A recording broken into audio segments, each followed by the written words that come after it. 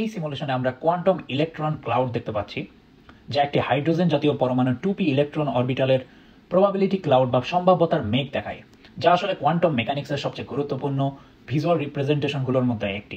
এখানে ইলেকট্রনকে বিন্দুর মতো কণার পরিবর্তে এক ধরনের সম্ভাব্যতার মেঘ হিসাবে দেখানো হয়েছে।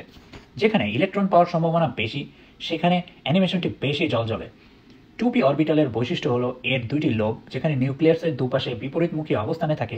এই লোবগুলো তৈরি হয় cos θ নির্ভর কৌণিক অংশের অ্যাঙ্গুলার ওয়েভ ফাংশনের কারণে। মাঝের নোডাল প্লেনে, যেখানে সম্ভাব্যতা বা প্রবাবিলিটি প্রায় শূন্য, কোনো কণা দেখা যায় না, যা কোয়ান্টাম তরঙ্গ ফাংশনের প্রকৃত ক্যারেক্টারিস্টিক্স।